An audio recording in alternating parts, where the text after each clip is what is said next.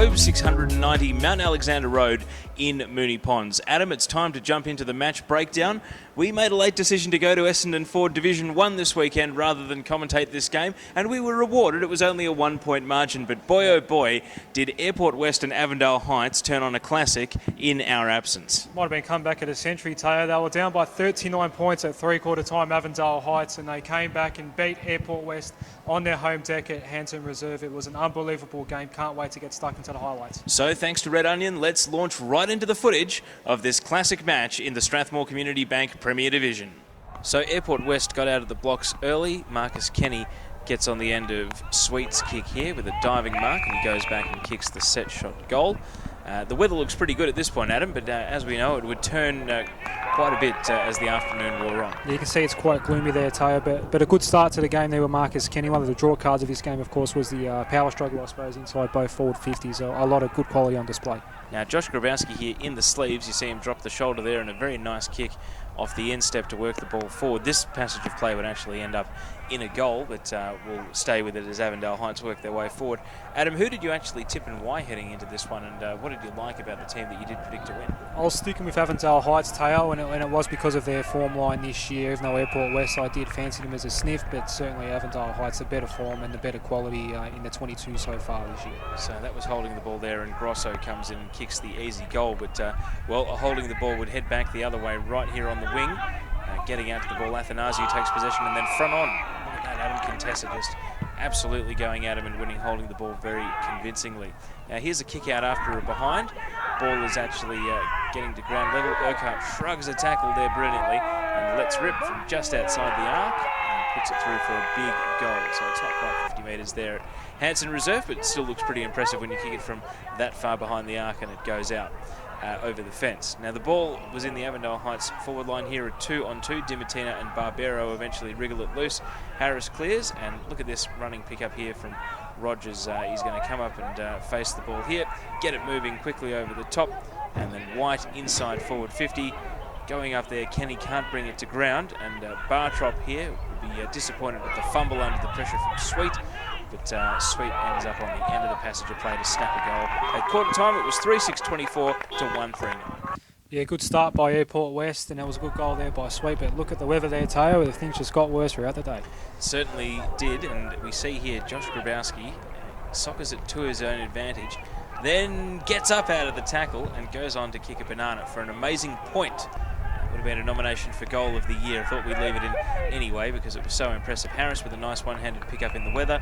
McKay slides in to take the mark, hands off to Dimatina around the back of the pack, and his kick actually lands in the goal square, and you'll see here there's a massive scramble, and as it's socked, hit up towards the line, socked through by Contessa out of the air, and he puts through another goal there for Airport West. Very sneaky effort, that one from Adem Contessa, who might be trying to book himself a trip to Brazil, Teo. Now Marcus Kenny, bang. I don't have the exact player. I think it was Justin Morris, but apologies if it was Cam Harris. I think it was someone in the 30s, but that was real courage going back into the lead space of Marcus Kenny.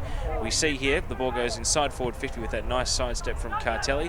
McKay clearance out of defensive 50, but it's going to come back with interest here. And we actually see Galea mark and play on quickly, and that was the big spearheads first of the day. Yeah, look, as I mentioned at the start, Teo, a game with a lot of big quality forwards up there, and good to see Dean Glare get on the scoreboard there. Airport West at the moment on defensive duty, but then the ball spills into dispute, and shrugging the tackle is free, turns and hands off to Hlizic, and then Galea in the corridor, absolutely perfect, coming out and taking the lead. See the sun break out there. The forwards would have had their eyes light up at that point of the game, and Galea getting the distance with no concerns at all.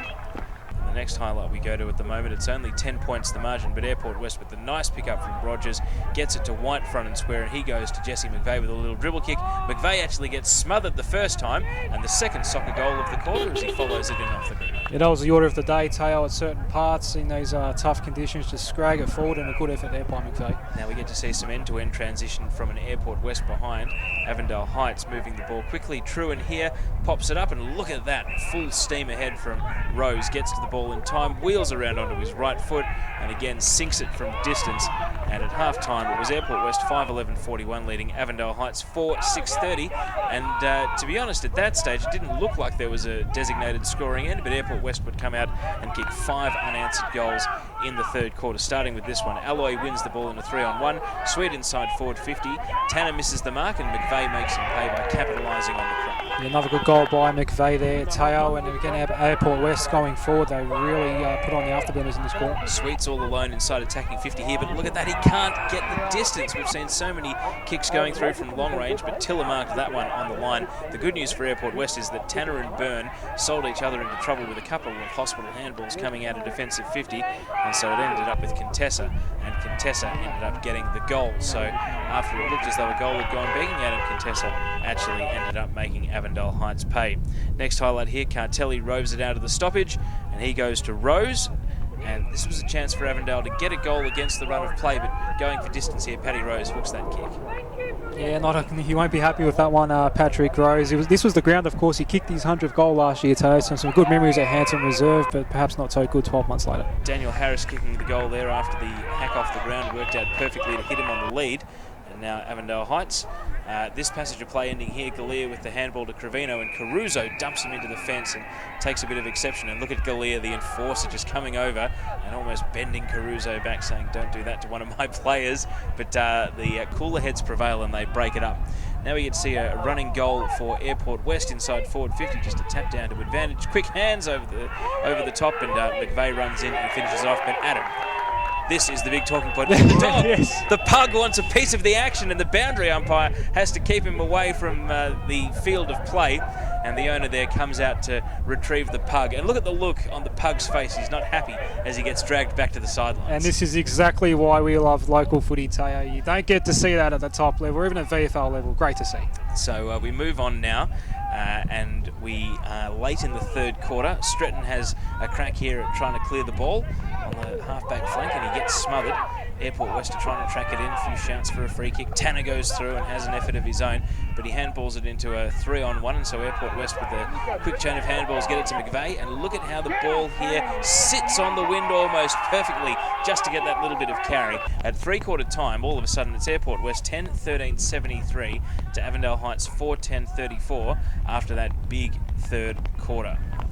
So we move on now to the last quarter, and Airport West gave up a goal in 25 seconds. Grabowski gets his first of the final term, and no longer wearing the sleeves, but Avondale Heights had a sniff after getting a goal so quickly at the start of the last. I hope it wasn't a case of him changing his jumper and the opposition not knowing exactly who he was, because look, in this last quarter you'll see a couple of times him get free. Who was on him, Teo? That's the question I want to know. He absolutely dominated on Anzac Day, a game that a lot of people would have seen in the Premier Division, and he had a good first half as well. So yeah, look, he had a massive impact, but the question has to be asked exactly who was stopping him. Inside forward 50 from Penaluna here. There's a massive scramble, and eventually you see the hard ball get from Cartelli. He just wanted it the most, rips it away and gets it clear. You'll see even in the bad weather, Avondale Heights are able to go end to end because there's a kick on the ground inside the forward 50, and just the good composure here from Galea, holds his ground, and then as they all fall over the ball, quick hands to rip it out. Gets it off to Grosso. He was opportunistic, kicking his second of the day, and at that point there's a bit of belief because we're only about 10 minutes into the last and they've already got 3 of the goals back. Now it comes along from Bartrop, who kicks into attack, and you'll see here that McKay reads it the best, but his handball sells his teammate into trouble, and it was Grabowski laying the big bump. Rose with the fresh air shot, and Grabowski picks it up, and that's 3 in the final quarter for him. Yeah, look, Airport West did not score, Teo, in this last quarter. It was a complete domination. We'll see later on that they did pepper at certain stages, but yeah, just a complete domination by Avondale Heights. They really made a statement in this quarter. Airport West just bombed long to a 2-on-1 here. Tanner clearing, and Morris gathering it. Goes inside forward 50, and look again at the mark. Galea out leading at full stretch, and that's something Avondale Heights did so well, whether it was wet or dry in this game. Leading out at full speed, able to meet the ball at the perfect point. And look at that set shot in the bad weather. Galea at this point has picked it back to just 9 points the difference. They can sense that they're getting closer here, Avondale Heights. Quick clearance and Rose again, full speed on the lead, takes the mark, goes back and sinks the set shot goal. You said he had happy memories of this ground with his ton last year, Adam. Well, he got them within 3 points, and at that stage Airport West are firing up and really trying to cause a distraction. And look at the leadership from Di Martino there saying, come on, we're right in this game, no silly free kicks, let's go and get in front. And sure enough, that is what Avondale Heights would do on this very next highlight. There's an overhead handball in there. Trevino gets it to Cartelli in the centre of the park. And then Adam, who was on Grabowski? Again, Teo, and look at the angle as well. That was an absolutely classy finish from Josh Grabowski. And again, he kicked a bag of goals on Anzac Day. He's done it again today. I mean, someone's got to stop this guy. Now, would you believe they hit the front, but there's still about 7 or 8 minutes of actual playing time to go. There was a good 10 minutes of the game remaining at this point when you factor in all the stoppages. There's a massive scrap here, and Airport West are trying to drive the ball forward by any means necessary. McVeigh's there. He has a bit of a crack at it, but can't rein in the ball, and there's a lot of pressure. Eventually, it stumbles out straight to Urquhart. He goes into the square, and there's Di Martino on his own, but he drops the mark. Would you believe it? And Avondale Heights sweep it away. They didn't score in the last quarter, but they drop a mark in the goal square, and an ex-AFL player like Paul Di Martino, well, it's absolutely confounding, Adam. I don't know what to say about it. And sure enough, they would get one last chance here. Rizzo takes the mark. He squares to Walsh, but Walsh wouldn't get the distance from this set shot. So it was an agonising defeat for Airport West, considering the chances they had to retake that lead. Yeah, I'm not sure if it was raining sideways, Teo. It looks like it might be in the footage there, but yeah, look, this is a shot you'd expect at least to score. Like we said, Airport West do not score in this last quarter. That doesn't make the distance, and again, Avondale Heights are able to clear.